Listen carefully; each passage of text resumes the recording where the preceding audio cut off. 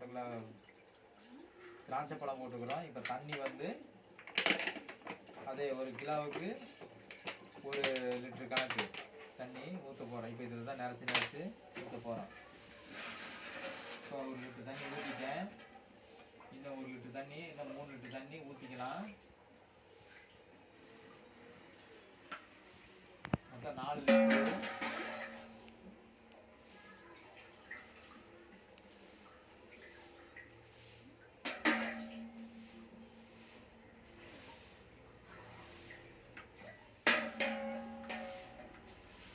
Litre ஊற்றிட்டேன் முதல்லையே. இப்போ இது 2வது லிட்டர் ஊற்றுறேன்.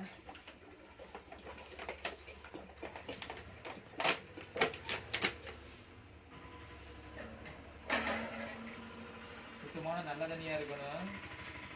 அதுக்காக மினரல் வாட்டர்லாம் ஆகாது. நல்ல இது வந்து நம்ம ஊரில் அம்பராமலை தண்ணி.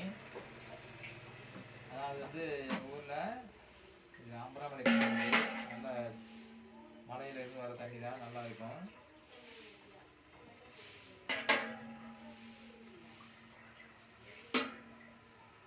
இதோட 3வது லிட்டரு.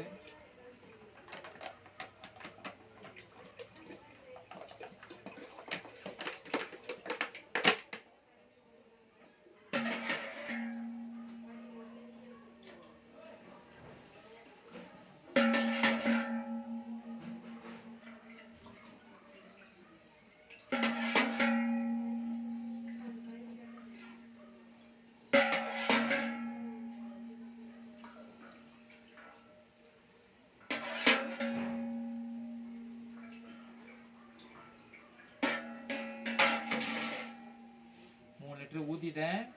இப்போ 4 லிட்டர் ஊற்றணும். இதில் கையை போட்டு கலக்க வைக்கிறதுக்காக கலக்கும் போது கூட சேர்ந்து ஊற்றிக்கிறேன். முதல்ல சர்க்கரை போடணும். அப்புறம் இப்போ என்னென்ன போடணும்னு பார்த்துக்குங்க. ஸோ இது ஏலக்காய் கொஞ்சம் போட்டுடலாம். அப்புறம் இது கிராம்பு, பட்டை பட்டை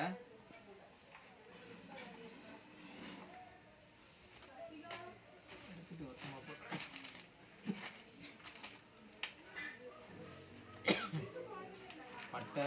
இந்த சோம்பு வந்து இது நட்சத்திர சோம்பு. கடலக்கானா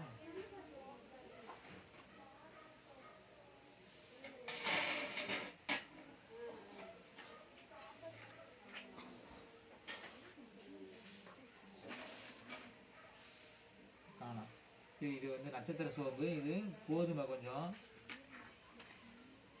நட்சத்திர சோம்பு அப்படியே போட்டுடுறேன். இதையுமே அப்படியே போட்டுடுறேன். தட்டி போடலான்னு கடலை தேடுனேன், கடலை காணோம். இது கிராம்பு.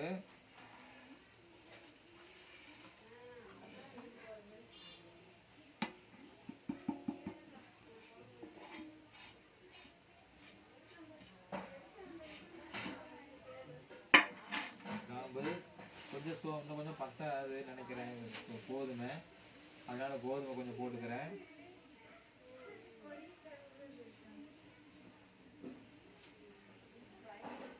ஓகே, கோதுமை போட்டாச்சு. இப்போ சர்க்கரை வந்து இது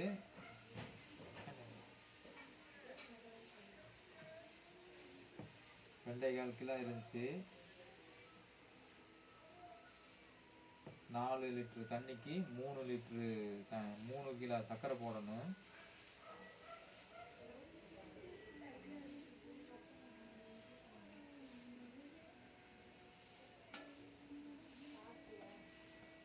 இப்போ வந்து இது 2.5 கிலோ சர்க்கரை தான் இருந்துச்சு, அதனால இன்னும் கொஞ்சம் போட்டுடுறேன்.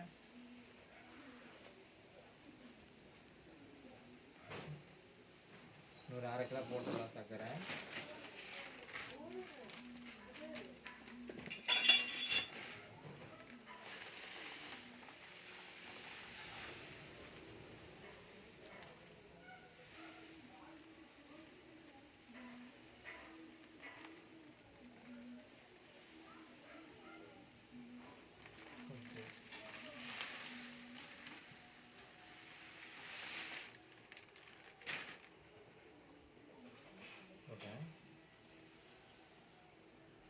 சர்க்கரை போட்டாச்சு.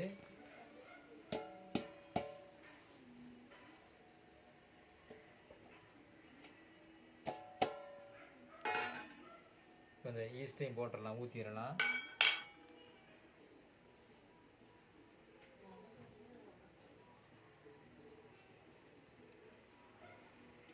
எல்லாத்தையும் ஊற்றக்கூடாது, அவ்வளோக்கு தேவைப்படாது, சும்மா ஒரு அளவுக்கு இருந்தால் போதும்.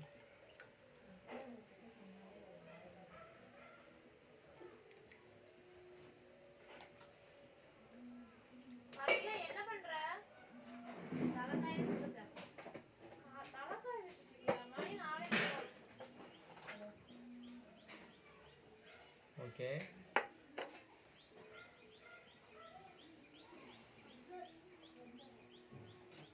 சர்க்கரை இன்னும் கலங்கலை, அதனால கலங்கணும் சர்க்கரை நல்லா.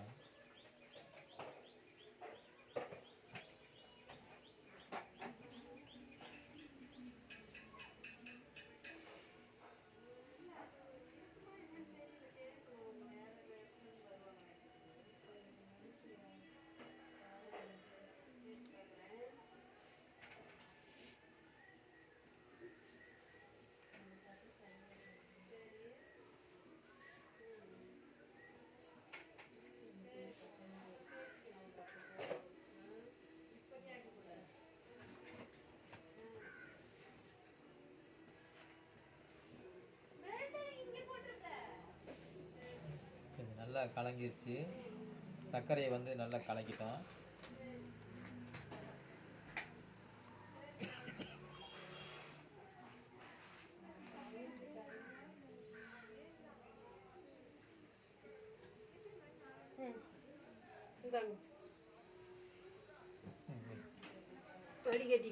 இது வந்து பார்த்தீங்கன்னா ரெட் வைன், அதாவது பீட்ரூட்டை நம்ம வந்து கொஞ்சம் அறுத்து போட்டு கொதிக்க வச்சு போட்டுருக்கிறோம். எதுக்குன்னா இந்த கலர் சிகப்பாக நல்லா கலர் நல்லா கிடைக்கிறதுக்காக பீட்ரூட்டை வந்து கொதிக்க வச்சு போட்டிருக்கிறோம்.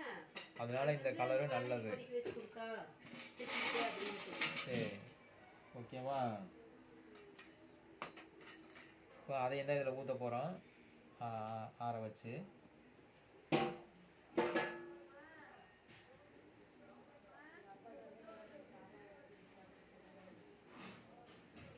சர்க்கரை நல்லா கலங்கிருச்சு.